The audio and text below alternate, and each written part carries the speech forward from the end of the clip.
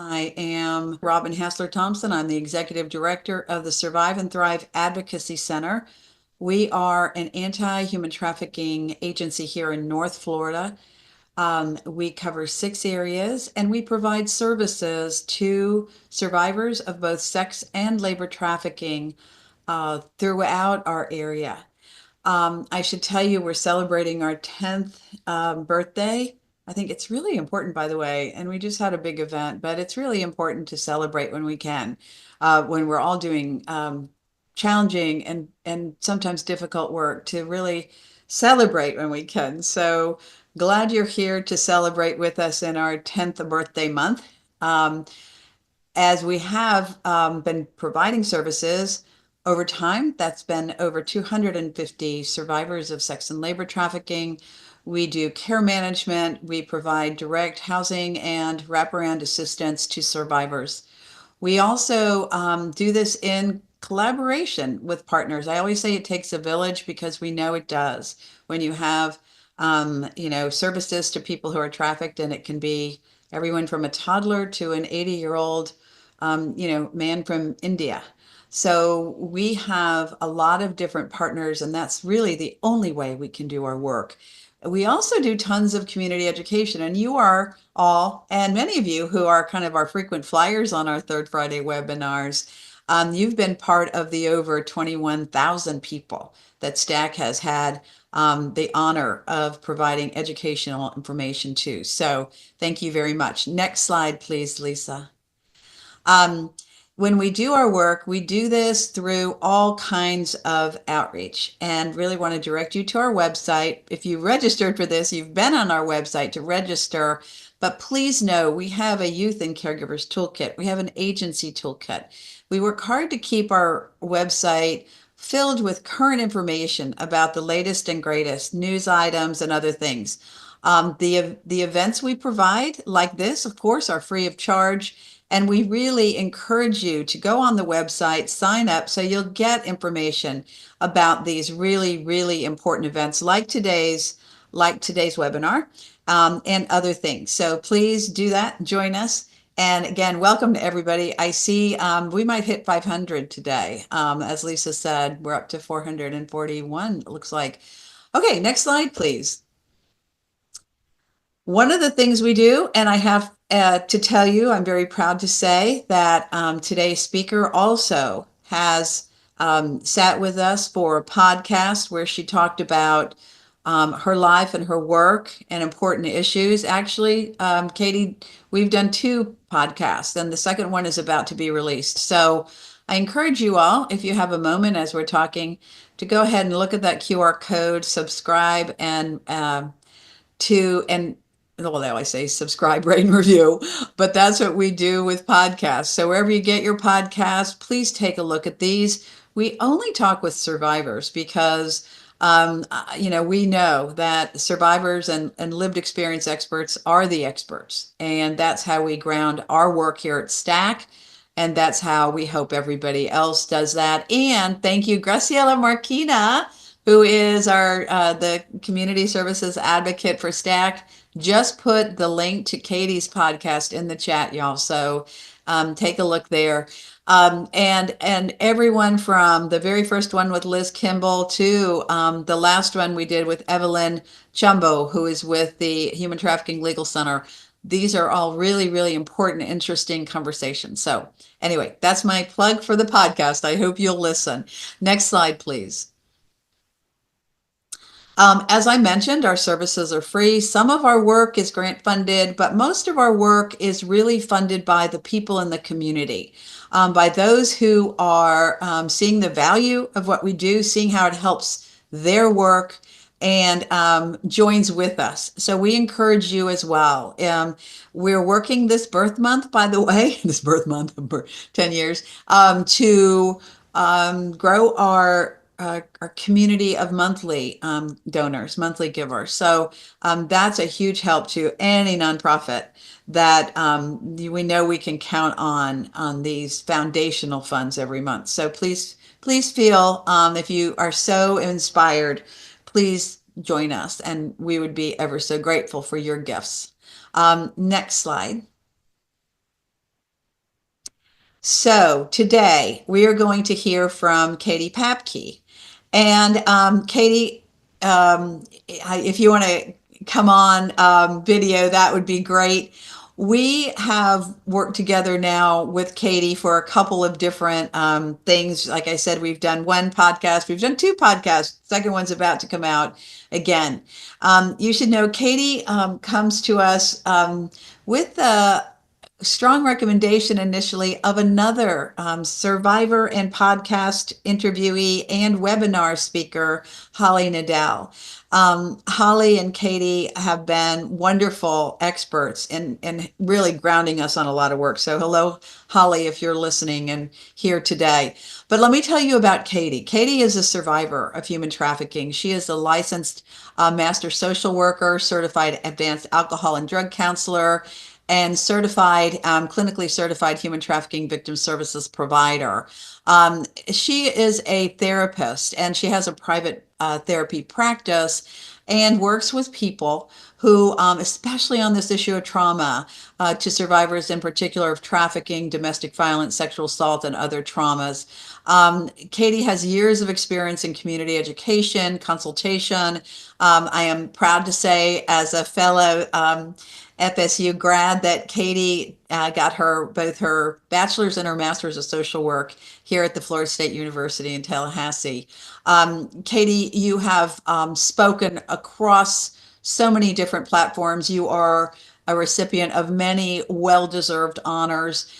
You are super um, uh, conversant of doing something that is very rare, which is taking a really super important topic, grounding us on it, and explaining it in a way that we can make it useful for us. So I'm so grateful to have you with us today on this webinar. And I'm going to do one more small thing, Katie, and just give people a little context on what we're doing, which is when Katie and I talked initially and about this presentation, we were going to do one program on trauma. And Katie shared her slides, and it really hit me that this is a topic that is so important and is so rich that I asked Katie if she would be willing to do a part two. So you should know that we already have up on our website our part two to this program today. It will be a different program. It will be a building on of this program. And we're going to explore more deeply, and Katie will talk to you about what part two will be involved with. But y'all, we're going to try to today really talk about this issue in a way that's significant. And Katie, I appreciate your nimbleness and your flexibility in having us go from part just one to a part one and part two here. And we're so grateful. So let me turn it over to you. So if you want to share the screen, we can start the program. And by the way, if y'all haven't noticed, gosh, tons of hearts and claps and everything. I think you have a lot of people who know you out there, Katie. I'm not sure, but you're getting already some wonderful feedback. So look at that. Look at that. Aw, thank you, everyone. I'm Katie. I'm super excited to be here and talk about this training, this topic. Yes, trauma and human trafficking, what you need to know, part one. So, as Robin had mentioned, we had decided to split this. This first webinar is going to be more trauma basics, trauma informed care, more of overview of response and intervention. The second one is really going to be geared to those who provide counseling and mental health therapy to survivors of human trafficking. Okay, so there's a difference. Now, just because you may not provide counseling or services directly to those who experience human trafficking, I do invite you to join the second one just to learn the language, the information, and the resources and knowledge that are out there. I also want to talk about the kind of a trigger warning. Human trafficking, sexual assault, and other types of violent crimes are very hard to hear and talk about sometimes. For me, I will, use a lot of self-care. And, sometimes people don't like that term self-care, but it is so important, especially working in this environment. And I want to talk first about trauma. Throughout this training, I will be giving you a perspective on my own personal recovery journey, as well as what I know as a therapist. The first thing about trauma is that everybody experiences trauma differently. My trauma started as a little girl, feeling neglected by my parents. This feeling started wiring those internal belief systems and thoughts of, I'm not good enough, nobody loves me, why am I different? Why am I being treated this way? I started acting out as a very early age to gain attention and was in and out of the school's counselor's office starting at age 5. It also didn't help then at that age. I had lost a sister at 3 days of age, and my mom went into a deep depression. I mention this because these same internal beliefs that I just mentioned, these same thoughts, affected me and stayed with me throughout my entire life until I became uh, known of human trafficking. Through my experience, I did not know what human trafficking was. I thought that I was considered a prostitute and that it was my fault and that I was being made to know that this was my fault, or I was advised that if I told anyone that they would call the police on me because what I was doing was illegal in different ways. Um, this can even creep up today. Some of these same thoughts, I am not recovered 100%. But I have the tools and the trauma therapy experience to be able to put these thoughts in context, right? Because they can come up even like, for example, in relationships with anyone, family, friends, my dating life following a divorce, right? It can absolutely come up. But again, having the tools, having the coping skills, having the support system, knowing what is truth and what is false, what is a narrative in my mind, that is recovery from trauma. So, why do we need to be trauma informed? Why are we having this conversation? Why should someone care? How do we elicit buy-in to others, especially other individuals who are not taking this training and not being open and willing to learn? What is not working in our systems as to why we need to be trauma informed? I know I just asked a lot of questions, but again, let's just kind of go over these, break these down. Why are we having these conversations? Why should someone care? How do we elicit buy-in? What is not working as to why we need to be trauma informed? I'm going to look at the chat here. I'm going to move it over so you guys are not looking at the chat. But feel free to respond to everyone. So there's two options in the chat. One is to hosts and panelists, which I'll see, but the other one is to everyone. And I love if you could respond to everyone and just starting this out, starting this conversation of why are we having this conversation? Why should someone care? And feel free to put whatever thoughts are on your mind about trauma-informed care. That to better serve the families we work with. By this way, this is being recorded, so I like to respond to what people are saying so they can understand during the recording. All right, to avoid further harm, caring is what makes us human, not to add to the person's trauma, right? Not to re-traumatize. That's one of the staples. To provide more passionate care. Human trafficking is happening more than we think. To be empathetic because trauma can be ongoing. Empathy and better understanding. Human and labor trafficking is happening everywhere. To understand, to help those who have gone through things, make patients aware they have choices, for awareness for the people. Ah, there's so many coming in. I love it. I love it. No more stigma. Most families involved with child welfare have generational trauma. Thank you for bringing that up. Some sexual in nature, and it's important to understand how trauma impacts behavior. I see Removes one this. too that I want to mention to you, Katie, just to excuse Yeah, me for interrupting, that a lot of people don't understand what it really is, which is why we're having this program today, right? They say trauma informed, but they don't know what it means. thank you. Yeah, understanding trauma and the effects, some more, no more stigma. I absolutely love this. More awareness to be educated. Trauma can cause health risks. So glad you mentioned that. It sure can. I have a client that walks in and they come in and they tell me they have fibromyalgia, congestive heart failure.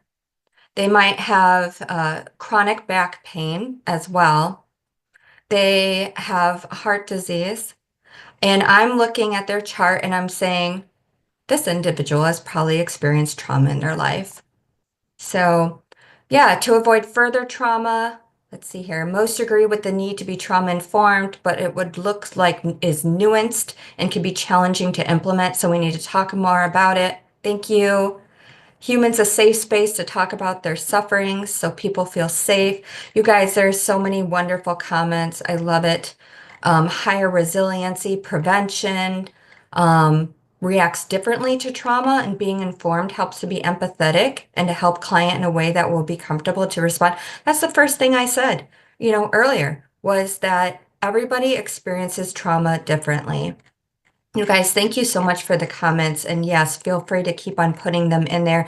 There are so many wonderful comments. I appreciate it. Um, Lynn had mentioned adverse childhood experience study of 1998 established that it leads to early death by the 10 leading causes. Thank you, especially the stress. So thank you so much again for all the responses. So I just kind of put some thoughts in here too. Why trauma-informed care? Because not understanding trauma can cause re-traumatization. It also has the stigma and biases that many people had mentioned too. Individuals can be then treated like a number or a criminal rather than human, an individual. That was also said in your comments. Also, no choices or input into recovery needs or services. Again, that was also mentioned in your input, and I really appreciate it. It sounds like people have some great ideas, but sometimes those specific ideas are hard to understand how theory goes into practice and implementation. I want to start that with a case scenario that I'll be using throughout my training. This is a fictional case scenario, but based on real life situations. I call this individual Andy. Andy and their friends frequently visit the local homeless youth drop-in center. Upon entry into the building, it's in a dark alley. The cement walls are covered in graffiti. The building looks broken down and uninviting. Upon entry into the building, there is an iron gate and a buzzer to be let in. The adult who answers the door asks, "You're back again?" They are asked to sit down outside on the bench to wait to be let in. Upon entry, there is another hallway that is in all white with a separate buzzer to be let into the main room. It reminds her of an institution she was placed in last year by the foster parents. In the main room, they are not greeted by staff, but instead by other kids who are also homeless or runaways. They sit down at a table with plastic chairs and not offered anything to drink. Andy wonders what's worse, the institution or this place?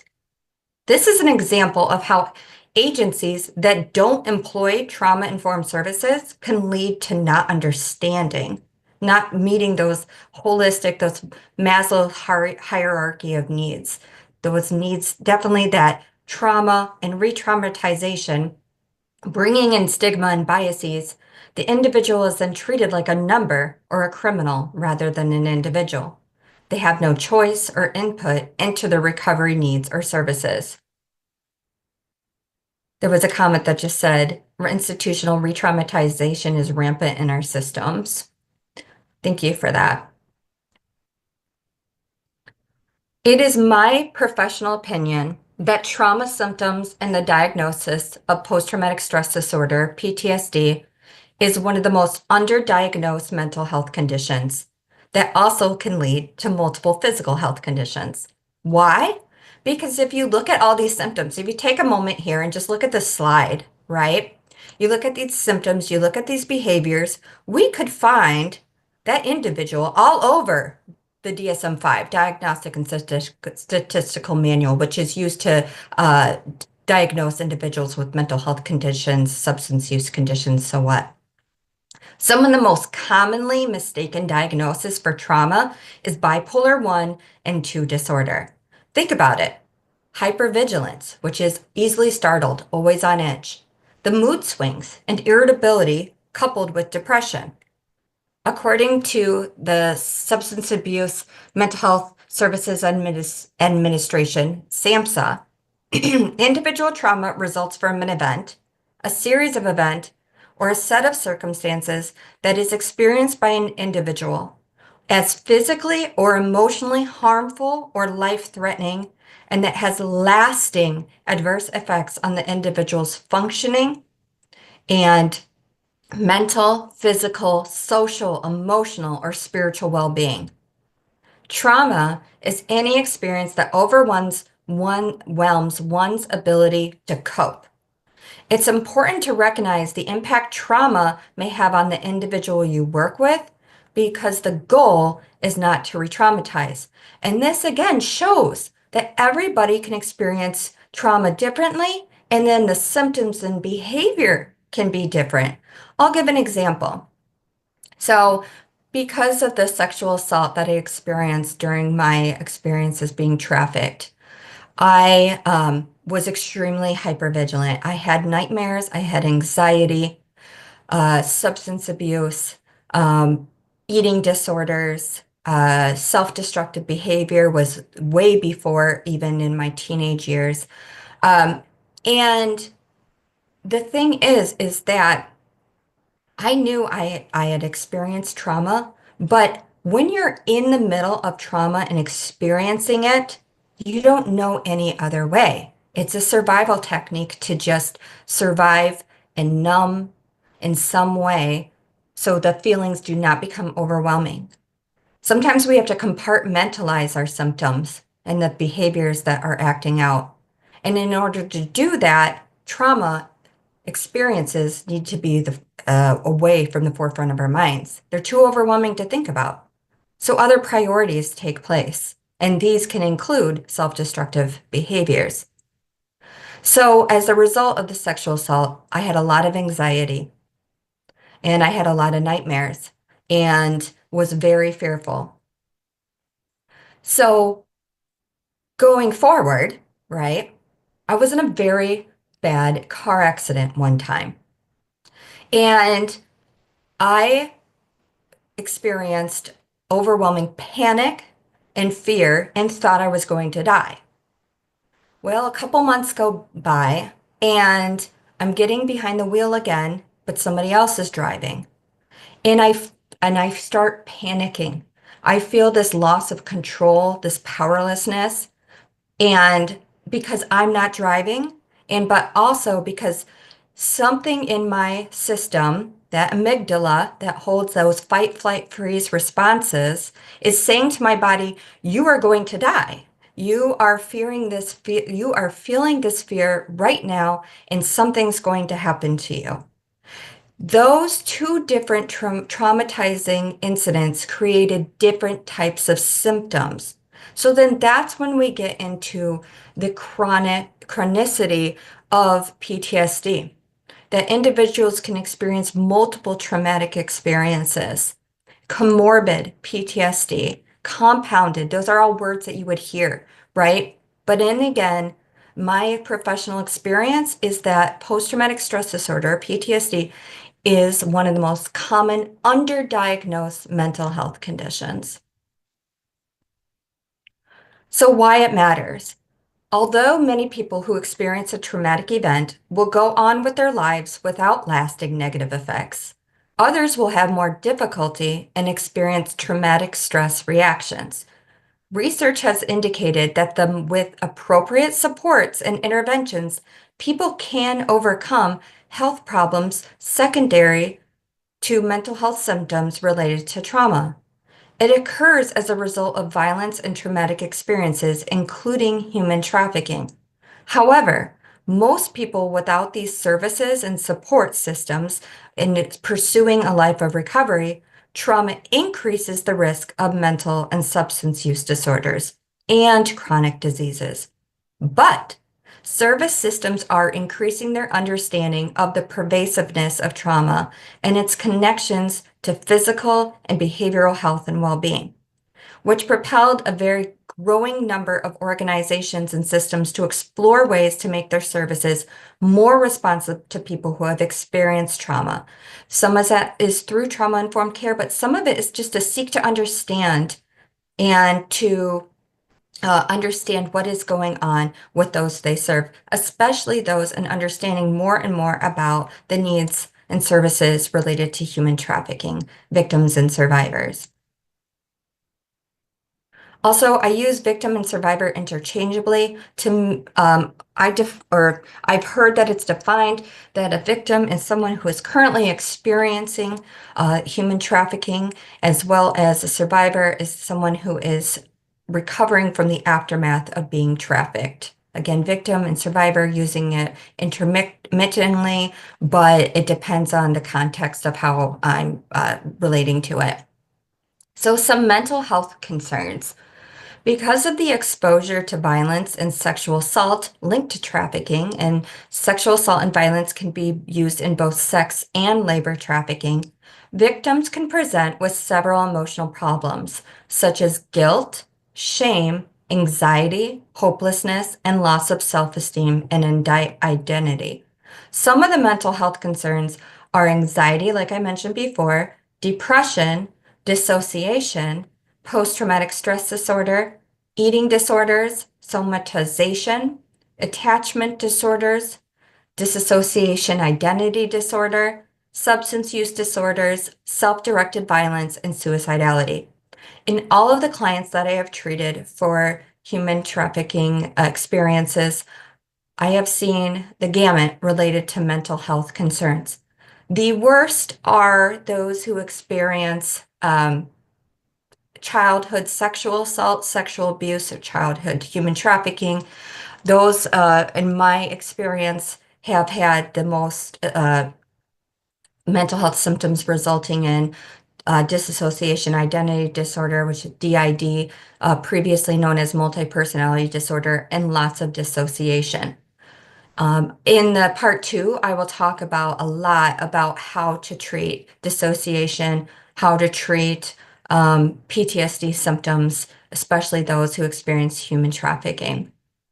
Uh, some other things related to substance use disorders, self-directed violence, suicidality, also those type of behaviors and concerns are on the forefront of the mental health system. But, you know, are we thinking about these same contexts with those who experience human trafficking? So some triggers of trauma-related symptoms. Feeling of lack of control and shame. These trauma-related symptoms for victims of human trafficking can be the result of also experiencing unexpected changes, feeling threatened or attacked, feeling vulnerable or frightened.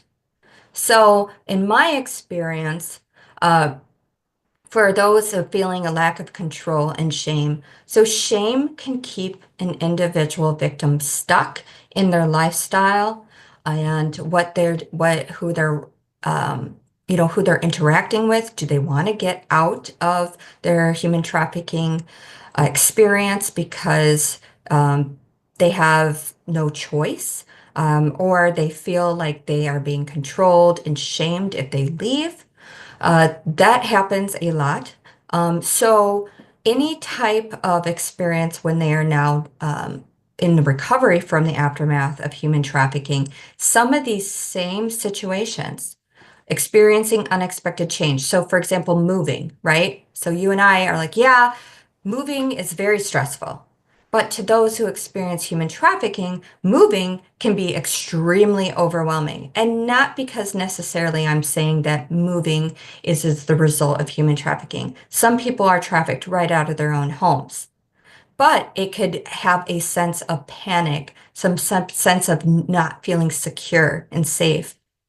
Any type of feeling threatened or attacked, even if somebody is using a firm voice. Let's say they might get a job in the employment and they're so used to not being treated humanely.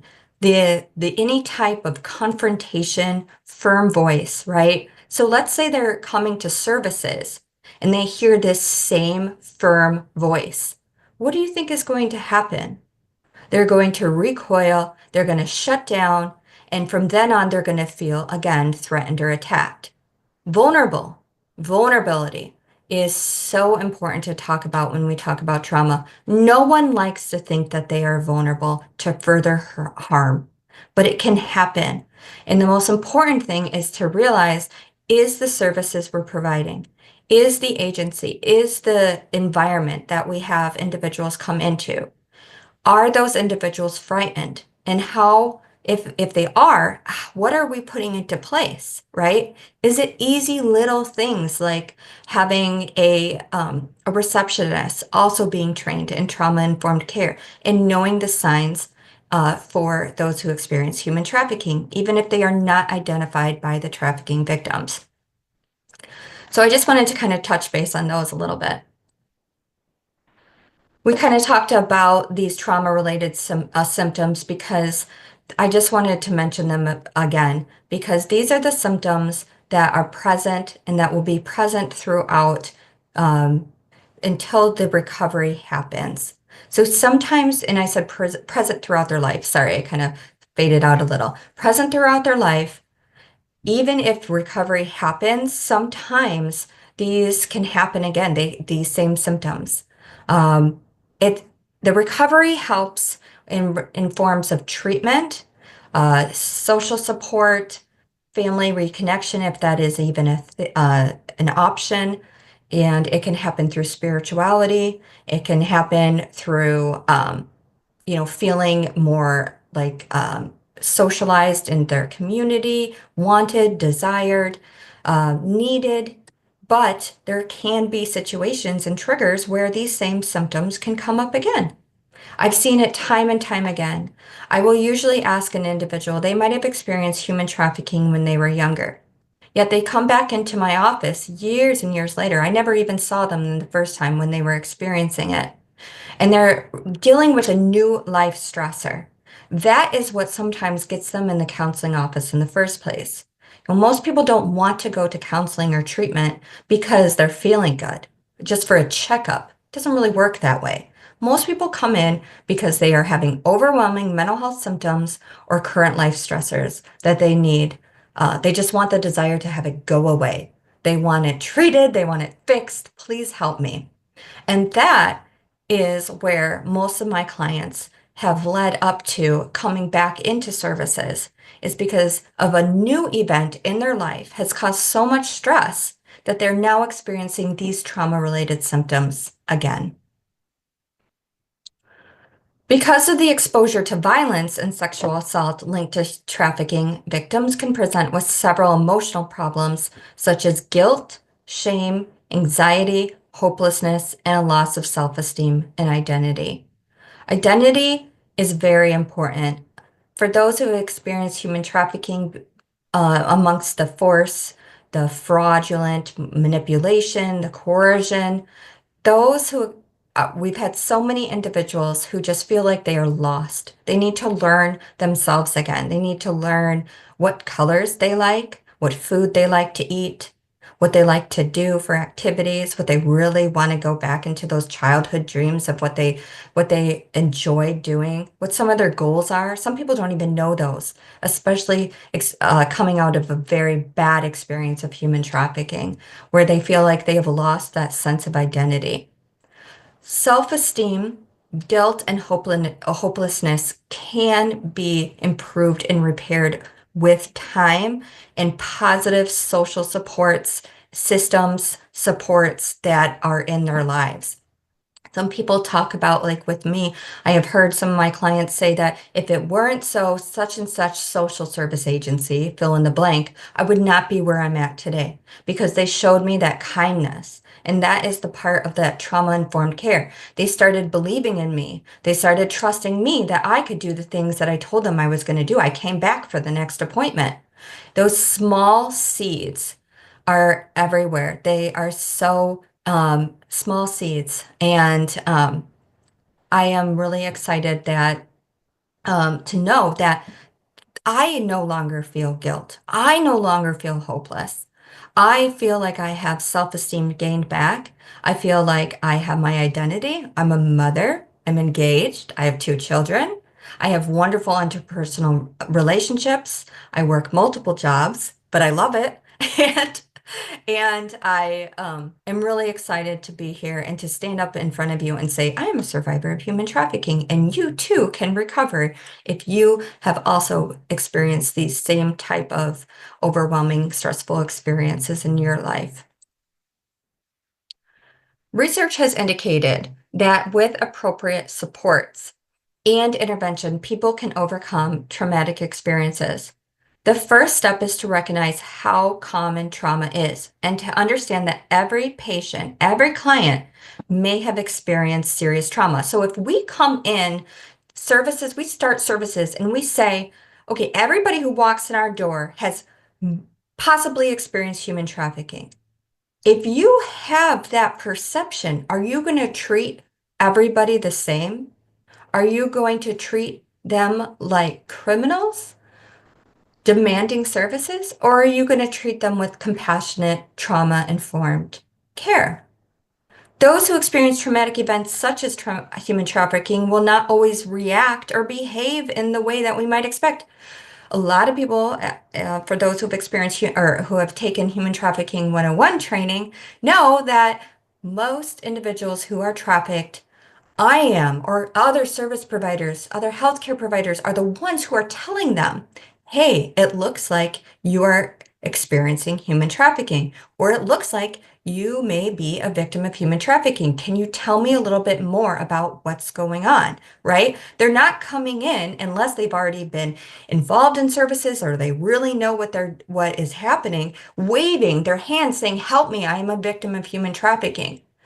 I wish it was easier than that, but it's not because they may be coming in for any other type of services, emergency room, any type of physical health concerns. So think about it. A trafficker wants their worker, I'll say it that way, to be in top shape. Why? Because the healthier the person is, the more mentally fit a person is, the more money they can make.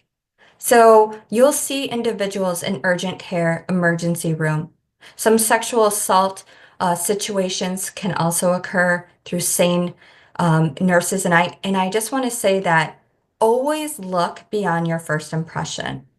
Okay, food pantries, spiritual services, asking around for calling around for assistance, financial assistance, having that lens of this person could potentially be a human trafficking victim is so important because the context in which trauma is addressed or the treatments deployed contributes to the outcome for the trauma survivors, the people receiving services, and the individuals staffing the systems.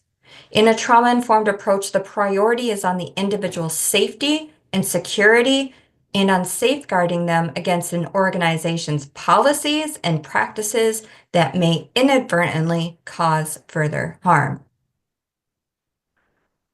Trauma-informed care or trauma-informed approach, this framework is regarded as an essential to the context of care. SAMHSA's concept of trauma-informed approach is grounded in a set of 4 assumptions and 6 key principles. A program, organization, or system that is trauma-informed realizes the widespread impact of trauma and understands potential paths for recovery, recognizes the signs and symptoms of trauma in clients, families, staff, and others involved with the system, and responds by fully integrating knowledge about trauma into policies, procedures, and practices, and seeks to actively resist re-traumatization.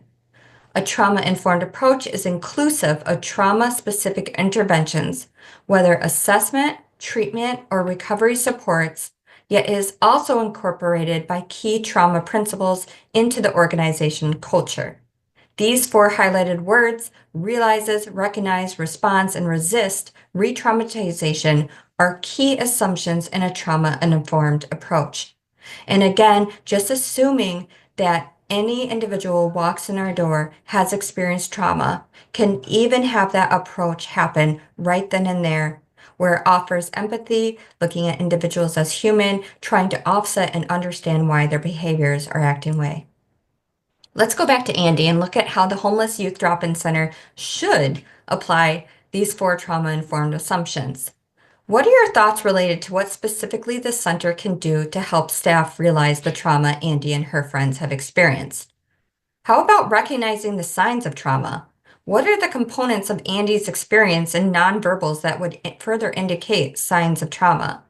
How is the center as an organization as a whole not responding to the trauma experience of the youth? A trauma-informed approach seeks to resist re-traumatization of clients as well as staff. Does the center sound like a recovery-oriented, trauma-informed organization? No, it doesn't. Does it appear to have a welcoming atmosphere? No, it does not. There are definitely some signs and definitely some things that drop-in center could implement to be more trauma-informed. Due to the nature of human trafficking, victims may not answer screening or assessment questions truthfully. As a matter of fact, there's still research and evidence out there that screening questions might not be the only way to identify victims of human trafficking. In addition, they may not always see themselves as victim, or they blame themselves, living in that guilt, that shame. In addition, substance use and legal problems are often seen in this population. Using a combination of assessment skills in your profession, combined with screening tools, if that's available, and knowledge of the rate of human trafficking in your area can assist with identifying and assisting potential victims. So these are some specific trauma-informed care approaches. There's a lot. I have them on 2 slides. And so again, a copy of these slides will be on the STAC website. But again, these are specific interventions. This is what trauma-informed care looks like. That you want to state your role to provide support, not to judge or arrest them. That you respect where they're at and how they want to proceed. As for example, answering questions. It's very important to refrain from questions detailing of their story. Let them explore their story. You can seek to clarify, but this is not a yes/no questionnaire. Have them tell a story. Prompt them for the story. Affirm their strength. Thank you for being here. It must take in a lot of courage to be here. Model the language they use. That is very important. To understand some of the language and lingo, especially related to sex trafficking, has its own information in itself. Seek to speak to them one-on-one, if possible, because their partner may want to stay in the room to control what the individual says. Don't ever think that the person with them may or may not be their trafficker if they are a different sex, different age, same sex, same age. Often offer interpreter assistance if needed, if that is available at your agency. Avoid contacting anyone, including their family, unless permitted by the victim. That does require a release of information if they are over the age of 18 and can consent. Ensure that they know what they need to, ensure that they know that they do not need to disclose to receive your support and services. So that actually comes with a caveat because some human trafficking specific service agencies, they have to require for their federal funding or state VOCA assistance, they have to require that they disclose that they're a victim of human trafficking. Most agencies don't, right? We're in this trauma-informed care, we are sometimes telling them, again, it appears that you may be experiencing human trafficking.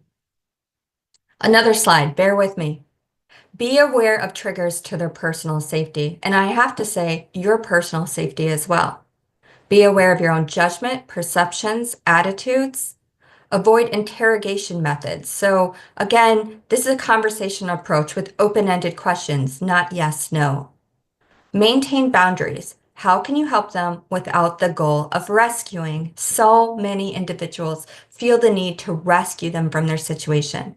But again, if they are a consenting adult over the age of 18, they can choose whether to leave that lifestyle or not. Follow through on any promise you make. This is so important as far as building that rapport, establishing trust. If you promise to meet them at a certain place and provide food or some basic items, do it. That helps so much in planting those seeds of hope. Commend them for being open. Be aware of your own safety. Do not attempt to confront traffickers that may be accompanying the client. Instead, report to local police, National Human Trafficking Hotline, or the Department of Homeland Security tip line. And I have this information in the back of the slides. Although I do want to say something about contacting local police. Please be careful when contacting local police. Specifically, this is related to traffickers. Some other ideas, right? Survivor, that they have some control in their situation. Are they able to take breaks when meeting with you? Are you able to offer them water, coffee? How's their seating placement? Are they happy with the, door open, door closed? Yes, for privacy, we most need door closed, but I have many clients who just want to have it a crack open and they want to sit next to the door. Be aware of any kind of religious or cultural lens of their situation. They need to know that you're predictable and safe. They don't want to have to tell their story over and over again. A warm handoff to other service providers is helpful. They need to hear you verbalize difficult statements using calm and direct speech. So you're reaffirming them. You're saying, I'm really glad you are here. Thank you for telling me that. That must be hard. And then appropriately document your findings. Remember, these can be used as legal documents. Be aware if a trafficker or partner has access to the medical records. And thank you for mentioning cultural competence is important when dealing with trauma and human trafficking victims and families. Thank you for mentioning that. It is also important, related to trauma-informed organization change, to build the capacity among providers, staff members, to deliver holistic patient care, being sensitive to how a range of experiences over the life course may relate to a person's current health behaviors and health status. So, for example, unresolved childhood trauma can result in health concerns later on in life. While it is recognized that not all public institutions and service sectors attend to trauma as an aspect of how they conduct business, understanding the role of trauma and trauma-informed approach may help them meet their goals and objectives by providing better and improved patient care. So these are the 6 guiding principles to a trauma-informed approach, according to SAMHSA and the CDC. The CDC Center for Preparedness and Response. In addition, with collaboration with SAMHSA's National Center for Trauma-Informed Care. They talk about safety, trustworthiness and transparency, peer support, collaboration and mutuality, empowerment, voice and choice, and cultural, historical, and gender issues. Lauren, you mentioned, as a community care worker, for our own safety, we say that workers should position themselves closest to the door and exit. I wonder how we would manage a client who expresses that they want to be closer to the door. I put both of us next to the door. That's what I do. I also don't feel threatened by my clients either. So that is, it is definitely different on the different clientele. Thank you for mentioning the including violence-informed principles and acknowledging the racial trauma components, any trauma and individual experiences too, as far as the cultural competency. Thank you. And that's exactly with number 6 here, cultural, historical, and gender issues. Organizations across service sectors and systems are encouraged to examine how a trauma-informed approach will benefit all stakeholders, to conduct a trauma-informed organizational assessment and change process, and to involve clients and staff at all levels in the organizational development process. The first step is to consider facilitating a discussion to assess how your organization is doing.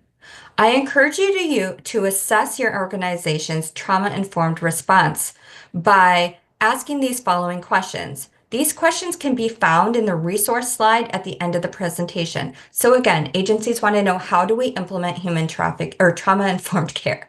This is it right here. You start with an organization assessment. Some of the questions are, do you ensure individuals feel respected when they seek services from you or your program? Do you create a warm, hospitable, inviting environment?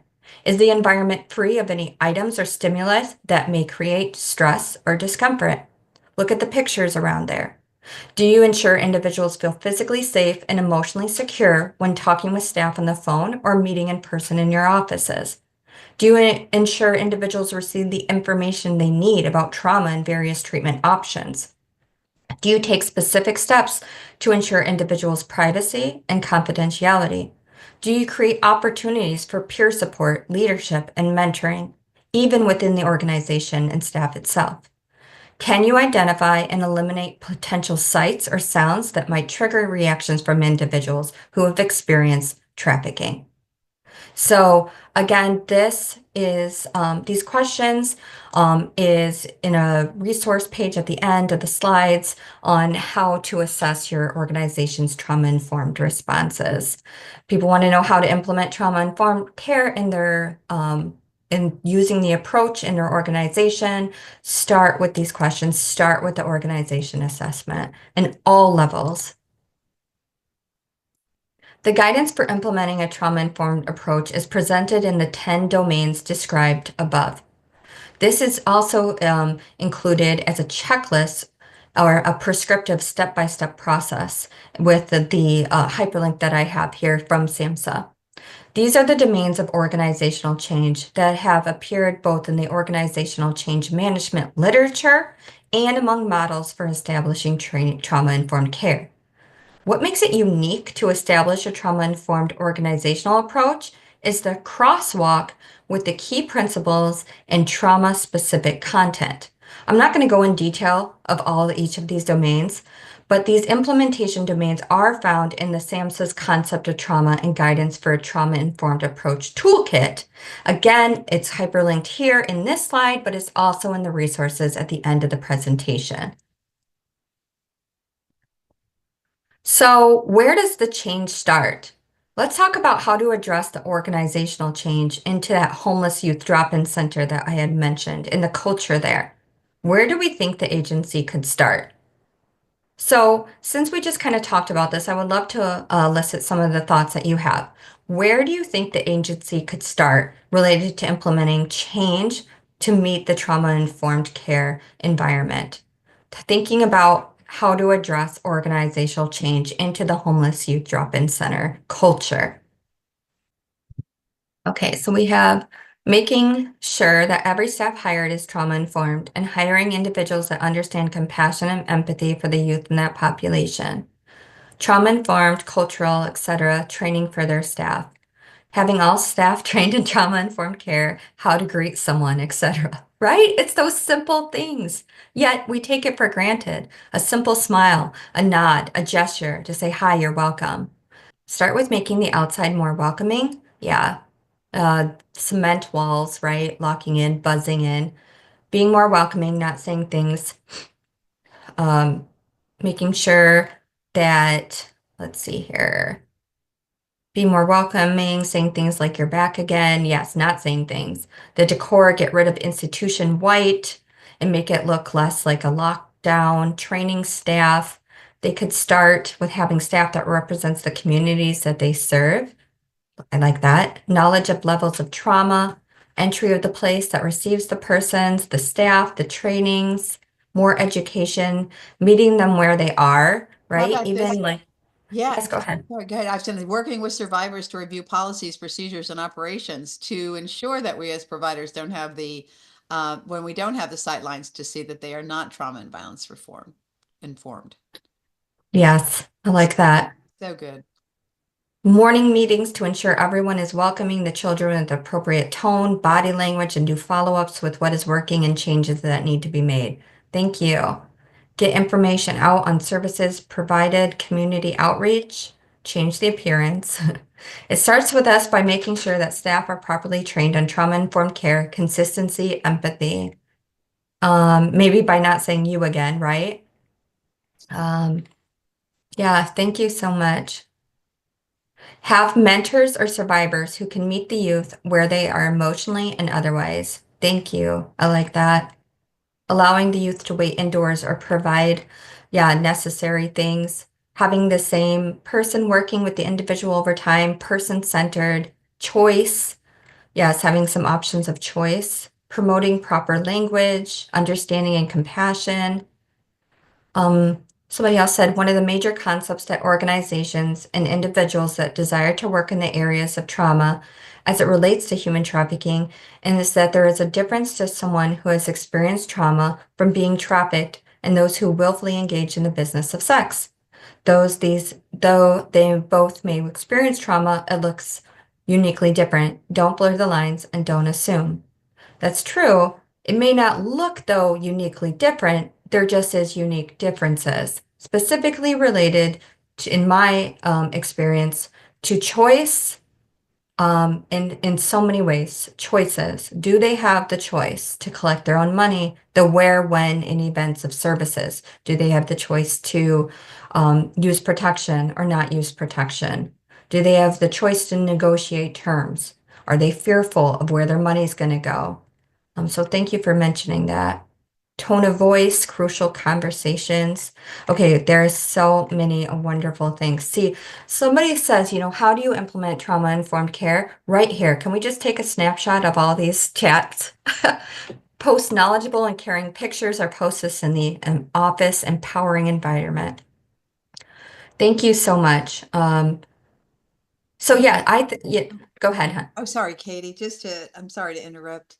I will be able to take these ideas in the chat and also put them on our website. So we I can like share this. some of these great ideas. I like this. I really do.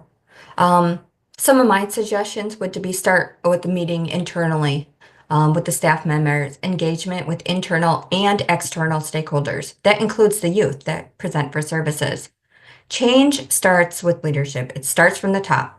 The top needs to initiate and it trickles down. Developing written policies and protocols, establishing a trauma-informed approach is an essential part of the organization's mission. It really should be.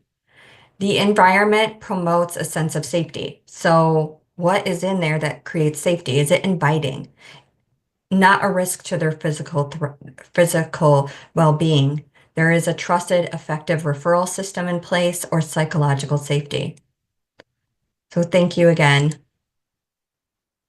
Again, going back to our case example, under a trauma-informed care approach to practice, there would be a shift in language used or thought process to maybe Andy is seeking relief from pain and trauma and looking beyond your first assumption. So spending more time how, for example, if they're there to seek for pain assistance, or they might be connected to their history and acknowledging and validating and offering helpful alternatives to maybe, they're there and they're like, this also has a visiting nurse and doctor, right? And they're continuously complaining about pain. What are some helpful alternatives to narcotics rather than, using stigmatizing language, like saying they're just, very much appropriate is not appropriate, is not trauma informed, is using that stigmatizing language. Watching nonverbal cues. Or about, for example, our non-compliant guest, client, patient. Are they non-compliant or is there barriers to non-compliance? Does that include transportation, fear? Are they guarded? Practicing from a trauma-informed care approach by taking a different approach. Pay attention to why they're missing appointments. Address some of their challenges to come to services. Can be very anxiety provoking based on their experiences with fear, shame, or judgment. Perhaps their trafficker withholds treatment. What other trauma-informed approaches would you recommend? And right here, I would recommend, that really all of everything that we just said, everything related to consistency, autonomy, survivor focus, empowerment, empowering environment, having those discussions. Thank you so much. We're going to now watch a video. I'm going to share this video directly on my screen. When you are vulnerable, it really shows up in your body and your health. And human trafficking victims are definitively some of the most vulnerable people in our community and some of the most vulnerable people that we are going to treat in the healthcare system. My name is Julie Maxon. I'm a social worker and manager of our care coordination department. At least half of trafficked individuals come into contact with the healthcare industry at some point during their trafficking experience. And we hear from survivors repeatedly that in their contacts with the healthcare system, they did not disclose that they were being trafficked, even when asked by someone that they trusted and knew was there to care for them. They will adamantly deny it and deny it as though their life depends on it. And it does. If we can help our providers all understand that those are also signs and symptoms of being in a trafficked situation, we can understand that a lot of these walls that are being put up are in fact just extremely important defense mechanisms. We can then partner with them and align with them and let them know that we're actually on their side. Maybe they might want to know about this hotline, or they might want to know about this resource, maybe for themselves, maybe for someone they know, maybe if they change their mind down the road. That is a huge step forward in putting information into their hands that they can then use to possibly leave their situation. As healthcare workers, the best thing we can do for victims of human trafficking is to provide trauma-informed care to all of our patients and to act as if every patient we see has experienced some form of trauma.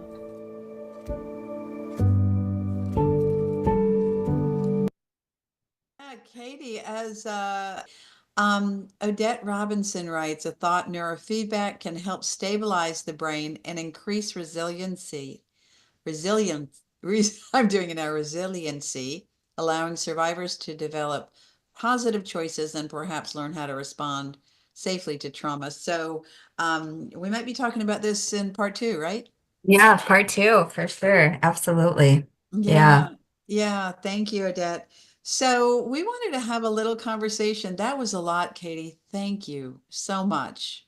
That was brilliant and really covered the waterfront. And I wanted to talk a little bit about this concept of being a trauma-informed organization and what that means, and also what that means in community, because very often, I don't know about everybody attending, but people throw around that term like, oh, yes, we're trauma-informed.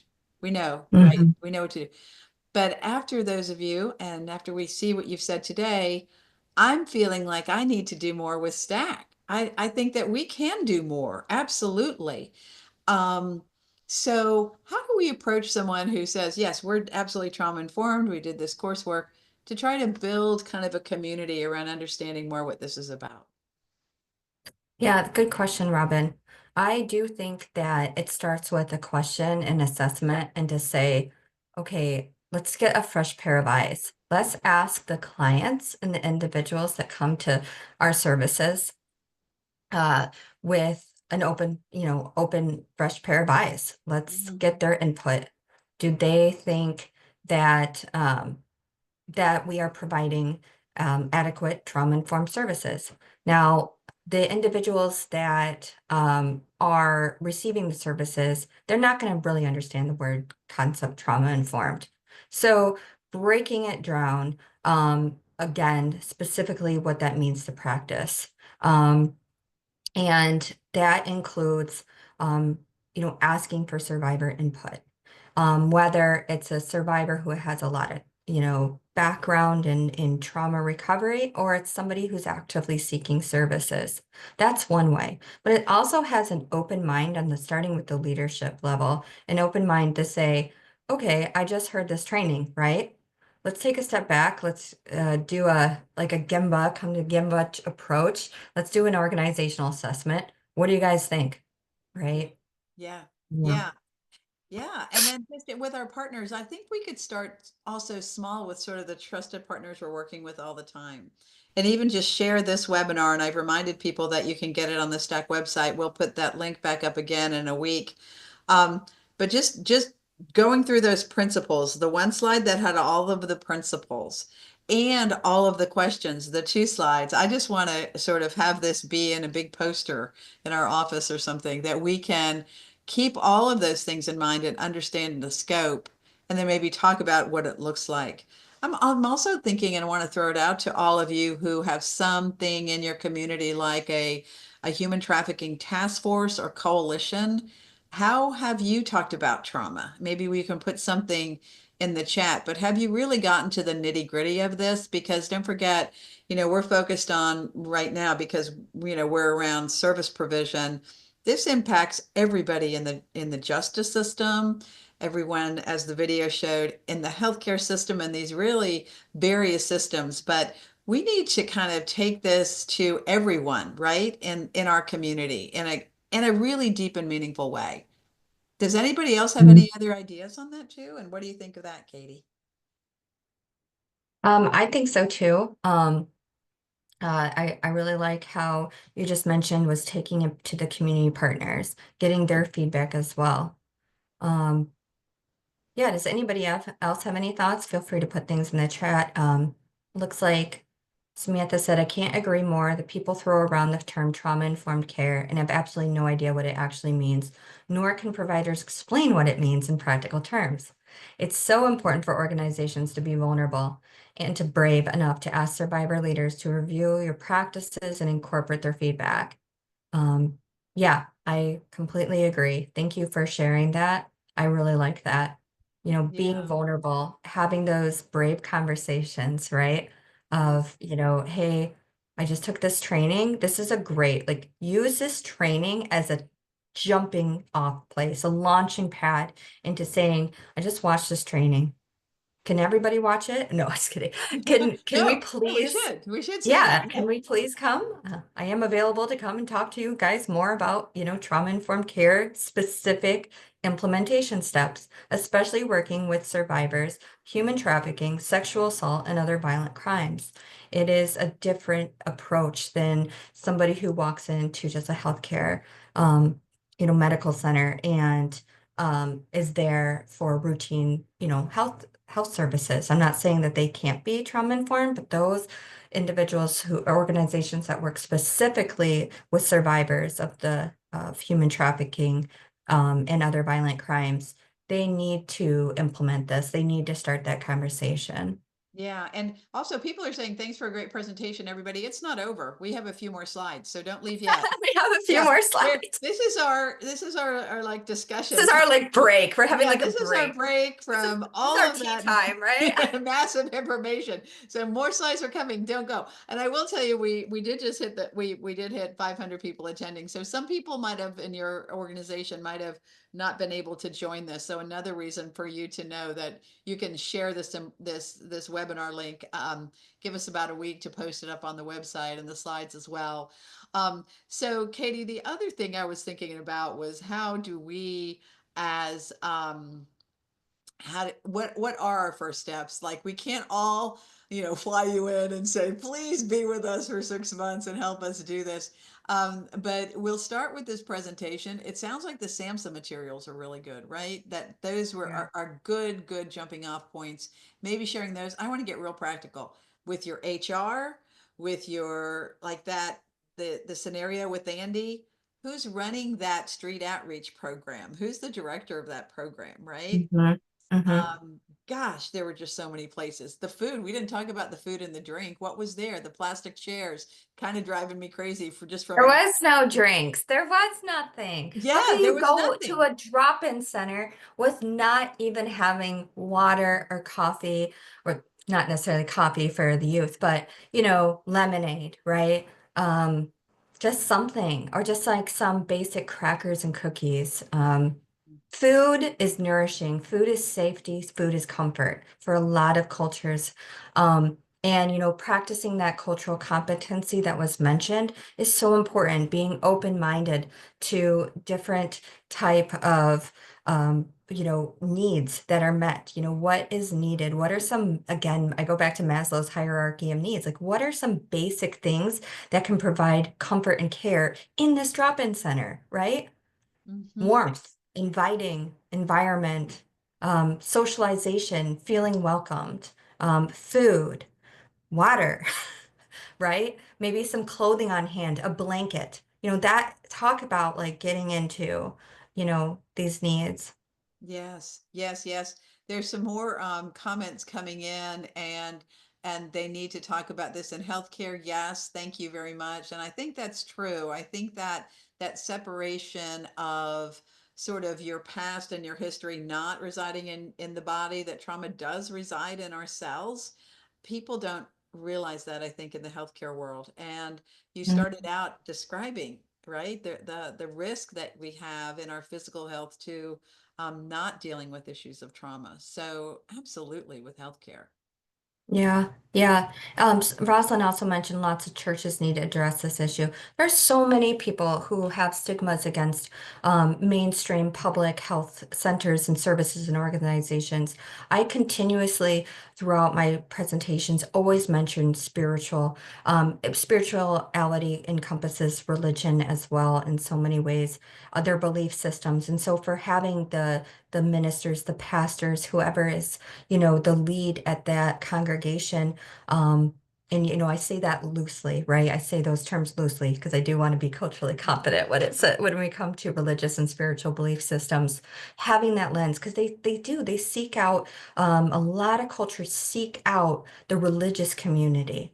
And so if the religious leaders in the community are aware of human trafficking, that can also be a part of it, like a wraparound services, no wrong door, no, easy access to services.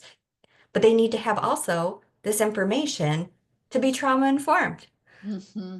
Would be Hmm. interesting to know if churches and religious leaders have, yeah, has groups on trauma, has the ability to be open to talk about trauma informed for their, for those who come to services. And someone just has said, right there, Lisa, I'm reading The Body Keeps the Score. Thank you, Yeah. Lisa. And it is so true that it affects our health. My church allows me to have a group on trauma. There you go. It is so powerful. So it can happen. I've also seen the importance of sort of physical, this kind of spiritual work with yoga and other practices to, right, to just sort of get one and have you be in touch with your body more as being empowering for some. Yeah, and I'm actually writing in the message right now. We were talking about Body Keeps the Score in part two, and we'll be talking about yoga, and we will be talking about this interaction and just getting into more of the somatic, which is physical, and the mental health needs. Yeah. And you know what? It's really about also seeing the person as a whole person. I really less and less when people disclose or talk about having been trafficked, um have us have a soul. We don't have a sole focus on that, right? The whole person is the whole person. So what is that person? What does that person bring to the table? You mentioned how survivors of having a survivor consultant work with you on this. It's really important. And survivors who have experienced different forms of trafficking, maybe at different ages. I know that one of the survivors we work with, a survivor of labor trafficking, listened to two of the initial podcast and just was like, I had no idea. I had no Mhm. idea this is how Mhm. people who are sex trafficked navigated through the world. So it really is important too to keep a pretty wide lens when you do work with survivors to have that be an open door, right? Yes, yes, thank you. Um, and that's really interesting you mentioned that because the way I found out about human trafficking and realized that I had experienced human trafficking was by taking a continuing education course just like this 11 years ago. Fell out of my seat, not to be dramatic, but I literally did because I was on the edge of my seat and on the chair and it fell in the middle of the tree. I had to walk away. I had to walk out. I had to brace myself. I had to come back and talk to the person who was having this training and saying, I think this is what happened to me. And that was years after my trafficking experience. Mhm. Years, like close to 20, or no, I'm sorry, close to 12 years later. Yeah. Mm. Yeah. Oh, Hey, thank that you. is such a story. When we talk, and everybody again, I'm just going to plug the podcast with Katie because when you told that, when you shared that, and I hadn't heard you talk about that before, it was so powerful. And it goes to the fact that because a lot of also, right, the misinformation about trafficking that's out there in the society stops people who have experienced it from understanding that it's part of who they are, that or that experience has been part of their history or their past, and so they can then get help once it happens. And gosh, Katie, that is really powerful, and I think it's inspiring to a lot of people to hear that and understand that all the work, all the things you've done, something came to a head for you then. I think it's great. It's amazing. So we've got, yep, she is really strong. She's strong. You know what? I also want to say this too. You make yourself vulnerable as you talk about your history and you talk about who you are. And I want to thank you because I find your vulnerability as well a huge strength. Thank you. Thank you. Totally. I appreciate that. I do. I Absolutely. appreciate that. Absolutely. Yeah. Everybody. That's great. So let's go and do a little bit of a wrap up here. If anybody has any questions, none have come through the Q&A. I think we've addressed everything in the chat. But let's wrap it up, Katie. Thank you. Yeah. So these are just some of my personal reflections. Again, just recognizing how widespread trauma experiences can occur. I remember being in and out of therapy since age 5, my whole life. At age 16, I went to a residential treatment for substance abuse, and at age 17, I started outpatient therapy. I remember looking back and thinking that all that time, I had the symptoms and behaviors of meeting the criteria for PTSD, yet no one ever gave me that diagnosis. It might have been because I was young or stigmatizing at the time. Sometimes diagnosis can be stigmatizing. I always thought there was something wrong with me. Now, when I am treating an individual, regardless if it's a trafficking survivor or not, I always screen for post-traumatic stress disorder. I always provide a lot of upfront information about trauma and the effects on the brain and physical body, and I invite you to do that as well. Some key points is that trauma-informed care recognizes the effects of traumatic experience on an individual's life and behavior. Trauma-informed care is not judgmental, is patient-centered that prioritizes physical, psychological, and emotional safety for all involved, including staff. The goal of a clinical encounter is not for the patient to disclose victimization unless they have to for funding purposes, but for the providers to treat, educate, and empower the patient, the client, the guest that comes back. I leave you with some quotes. They may leave the life if they see hope in their future. You can be a part of their future. And resilience. Resilience is very different than being numb. Resilience means you experience, you feel, you fail, you hurt, you fall, but you keep going. Resilience. Here's a little plug for more stack training and educations and resources. I also put a link to my podcast. And this is my contact information. Thank you so much for any, this presentation is again part one of part two. Part two has a lot more specifics related to trauma treatment, specifically those who experience human trafficking. Feel free to reach out anytime. Thank you again. Thank you. And Katie, we have one more just question. It's sort of and that was great. Let me do this question and then we'll just embrace all these hearts and claps. And as we as we finish up here, can these trainings be available on weekends? Most of our volunteers aren't available during the week or during these hours. What I'd like you to know is that, and I will put it in the chat again, is that this training is available online anytime, nights, weekends, anytime for anyone who wants to watch it. Give us about a week to get part one up, and then we will be able to, you can take part two without listening to part one, but I would really hope everybody can go through part one and share this link when we have it posted up there. So Katie, thank you. Thank you so much for your brilliance and your expertise here. Thank you for your strong heart. And thank you to everybody for your great comments and questions. We are going to be kind of organizing this so we can take advantage of your ideas and your responses. We appreciate that.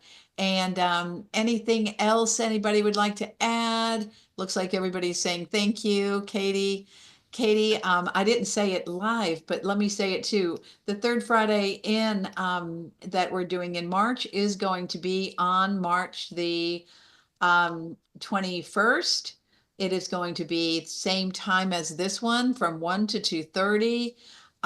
We encourage you to not just register, but join early so you can get in. And no, you should sign up for the Stack newsletter as well, so you won't miss any of these wonderful presentations like Katie's is today.